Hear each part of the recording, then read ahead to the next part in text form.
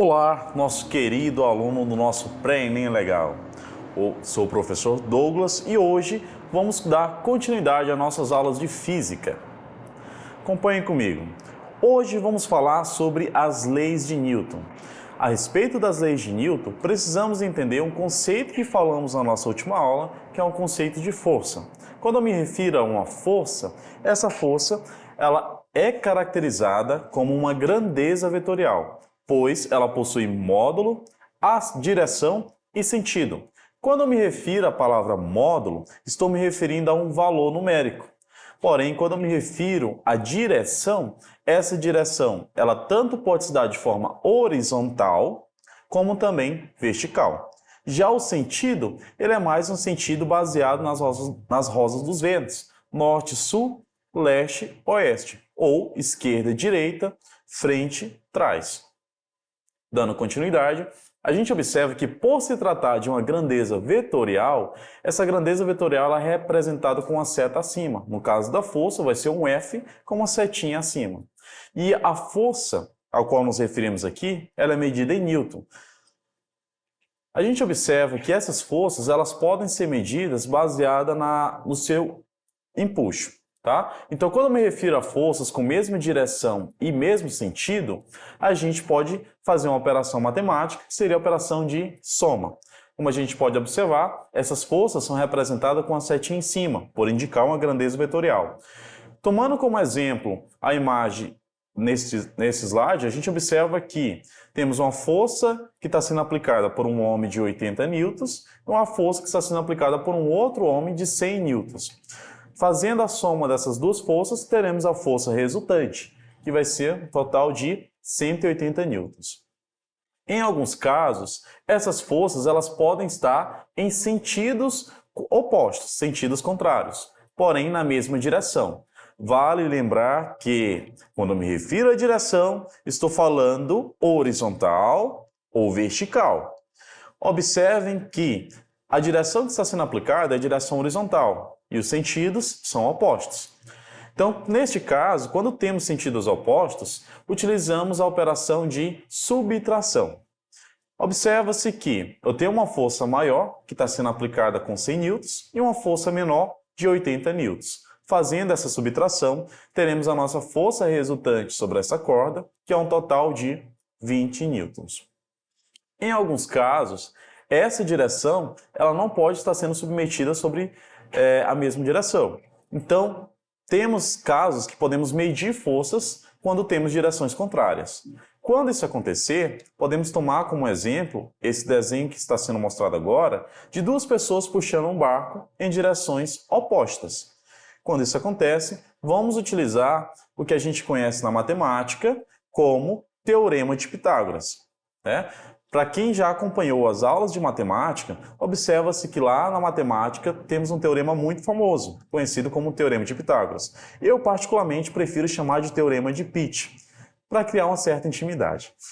Dando continuidade, a gente observa que Teorema de Pitágoras é calculado como sendo quadrado da hipotenusa igual à soma do quadrado dos catetos. Essa seria a definição matemática. Porém, na física, a gente vai utilizar aqui como sendo o quadrado da força resultante será igual à soma do quadrado das duas forças que estão sendo aplicadas sobre o barco. Fazendo esse cálculo, observa-se que uma das forças está sendo aplicada por uma menina com a força de 30 newtons e a outra força de 40 newtons. Substituindo na nossa forma, a gente observa que temos a força resultante ao quadrado, que é igual a 30 ao quadrado, mais 40 ao quadrado. Quando você calcula 30 ao quadrado, temos um total de 900. 40 ao quadrado, temos um total de 1.600. Realizando essa soma de 900 mais 1.600, chegaremos num total de 2.500.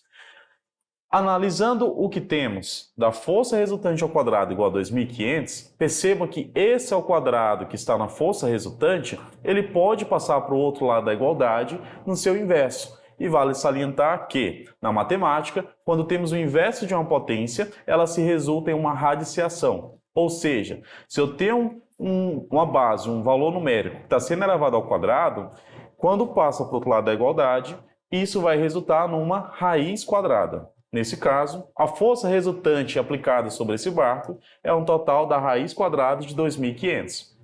Aqui neste caso, raiz quadrada de 25 é 5 e raiz quadrada de 2 zeros é apenas um zero, resultando em 50 newtons. Ok? Então aqui vimos como medir forças quando aplicadas sobre um determinado corpo. E quando eu me refiro a essas forças, não esqueçam, forças é medida em newtons. Dando continuidade, agora vamos sim conhecer quais são as três famosas leis de Newton.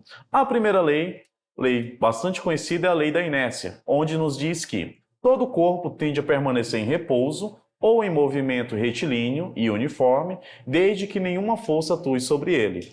A gente pode observar na imagem uma moça que empurra outra moça que está dentro de um carrinho de compras e em um determinado momento esse carrinho para, mas a moça que estava dentro do carrinho ela tende a continuar.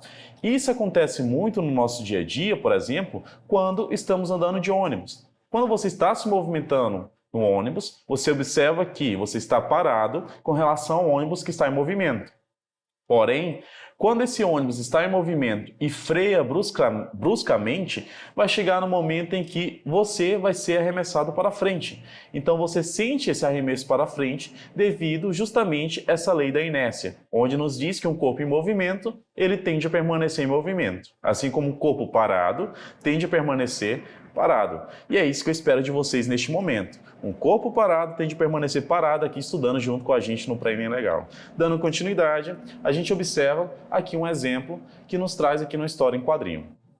Aqui temos uma história em quadrinho que nos traz o Garfield, o gato conhecido também na matemática. Né? Então temos aqui, você é preguiçoso. E o gato responde em pensamento, não, estou conduzindo uma experiência científica. E o moço começa a chamar ele de preguiçoso novamente. E ele não, ele insiste nos seus pensamentos. Estou testando a primeira lei da física. E preguiçoso, preguiçoso, preguiçoso. Até que o Garfield, em seus pensamentos, responde: os corpos em repouso tendem a permanecer em repouso.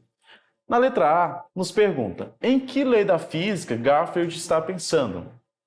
Percebe que acabamos de comentar sobre a lei conhecida como lei da inércia, né? E na letra B, ele complementa. A lei que aparece no último quadrinho está incompleta, deu seu enunciado completo. Aqui no último quadrinho, Garfield fala que corpos em repouso tendem a permanecer em repouso. E, para completar, temos também que corpos em movimentos tendem a permanecer em movimento. Então essa foi a primeira lei de Newton. A nossa segunda lei de Newton, conhecida como princípio fundamental da dinâmica, ela nos diz que a aceleração que um corpo adquire é diretamente proporcional à força resultante que atua sobre ele e que tem a mesma direção e o mesmo sentido dessa força. Ou seja, a força ela será proporcional à aceleração. Quanto maior a força, maior a aceleração. Quanto menor a força, menor a aceleração. E aqui no princípio fundamental da dinâmica, temos uma fórmula matemática conhecida como sendo a força, que será igual a massa vezes a aceleração. Perceba que a força e a aceleração ela tem uma setinha em cima, ou seja, são grandezas vetoriais, enquanto a massa ela não tem uma setinha em cima, ela é apenas uma grandeza básica da física. Então, no caso, a força é medida em newtons, massa medida em quilogramas e a aceleração medida em metros por segundo ao quadrado. Vejamos um exemplo. O objeto da figura abaixo tem massa de 2 kg e está submetido às forças indicadas na figura. Qual é a sua aceleração? Percebe que acabamos de aprender como calcular a força, né, mediante os seus sentidos, sejam eles opostos ou não. No caso dessa imagem, observamos que temos duas forças que estão no mesmo sentido e uma força que está no sentido oposto, tá? Para resolver isso, temos de lembrar que, de como o fato de essas forças estarem sobre a mesma direção, a gente vai apenas, primeiro, somar as duas forças que estão no mesmo sentido, que seria ali 3 mais 2 newtons, e depois subtrair a força que está no sentido oposto. Então, 3 mais 2 nos resulta em 5, menos 1, teremos como resultado 4 newtons. Dessa forma, podemos calcular qual que vai ser a aceleração. Se a força é 4 newtons e a massa desse objeto é de 2 kg, temos ali esse 2 multiplicado pela aceleração. Se temos uma multiplicação de um lado da igualdade, para levar para o outro lado da igualdade, ela vai o inverso da multiplicação, que é a nossa divisão. Dessa forma, a aceleração será igual a 4 dividido por 2, que vai nos resultar em 2 metros por segundo ao quadrado. E assim a gente encontra, o que a gente conhece como a segunda lei de Newton. Agora, vamos para a terceira lei de Newton, uma lei muito conhecida, e que muita gente faz no seu dia a dia, porém nunca relaciona com a física. Agora vamos conhecer no seu estado físico. A toda ação corresponde a uma reação de mesma intensidade e direção, mas sentidos opostos. Ou seja, se um corpo A atua uma força sobre um corpo B, o corpo B ele vai atuar uma força sobre o corpo A na mesma intensidade e direção, mas sentidos opostos. A gente pode observar nessa imagem que temos um homem arremessando uma garrafa, porém essa garrafa está cheia de líquido. A partir do momento que ele arremessa essa garrafa sobre uma parede de concreto, observa-se que essa garrafa ela vai voltar no mesmo sentido, só que com a mesma intensidade e direção ao qual foi lançada. A gente pode fazer esse experimento de ação e reação também quando você dá um soco na parede. A partir do momento que você soca a parede, você vai sentir a sua mão doer. E isso se dá em condição da terceira lei de Newton, que é ação e reação. Toda ação tem uma reação mediante a mesma intensidade e mesma direção. Vejamos agora um exemplo sobre isso. No mês de abril de 2023, foi lançado a Starship, que era na empresa SpaceX, de Elon Musk. Eles lançaram com sucesso o foguete conhecido como Starship, considerado o foguete mais poderoso da Terra.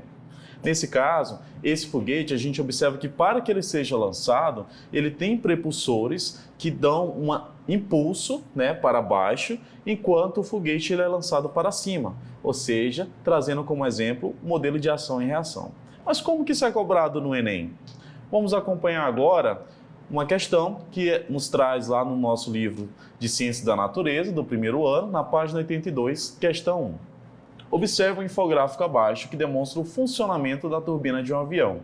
A gente observa que nesse caso, esse avião, ele é submetido a um corpo, com uma ventoinha que gira em alta velocidade para colocar no ar. Ao mesmo tempo, esse ar coletado ele é direcionado e esse volume é reduzido em até 30 vezes. No combustível, o ar comprimido ele é misturado com o combustível aquecido a 2.000 graus Celsius.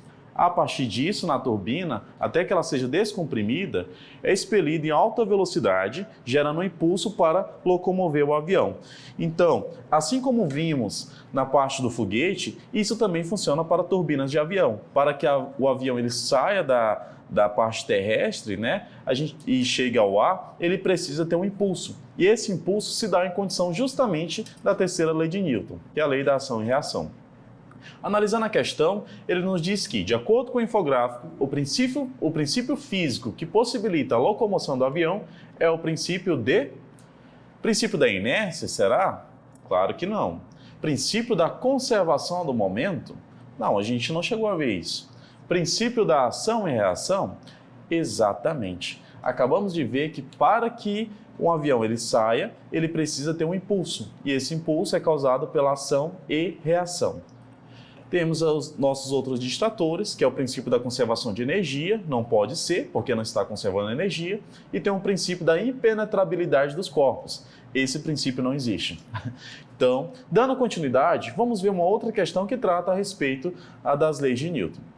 Na questão 9, agora na página 87, temos que a realização do terceiro seminário DENATRAN de Educação e Segurança do Trânsito foi uma oportunidade especial para o diálogo e reflexão sobre um tema que tem salvado milhares de vidas no Brasil e no mundo, que é o chamado cinto de segurança e cadeirinha. Profissionais de todas as regiões brasileiras contribuíram com as discussões que são geradas nesse seminário. Foram dias proveitosos que marcaram definitivamente os participantes, seja pelo nível técnico dos assuntos abordados, seja também pela adesão e comprometimento demonstrados. A gente observa que essa questão, do ponto de vista das leis de Newton, o cinto de segurança é importante aliado na segurança no trânsito. Por quê? Recomendo que você pause o vídeo e tente resolver a questão, para então retorne ao vídeo e possamos resolvê-los juntos. Aqui na letra A, ele nos diz que impede a inércia de repouso quando o carro arranca. Observa-se que durante a nossa aula a gente comentou a respeito de você estar em movimento dentro de um ônibus, que quando esse ônibus freia bruscamente, você é arremessado para a frente. Aqui, esse cinto de segurança ele surge como uma forma de evitar que isso aconteça.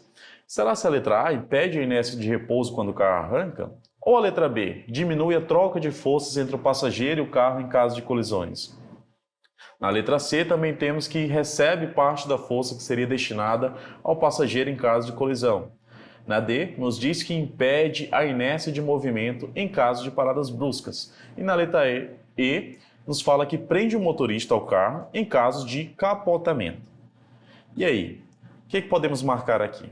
Neste caso, baseado no que a gente acabou de estudar a respeito das leis de Newton, vamos marcar aqui como gabarito a alternativa correta, letra D. Ele vai impedir a inércia de movimento em caso de paradas bruscas, tá certo?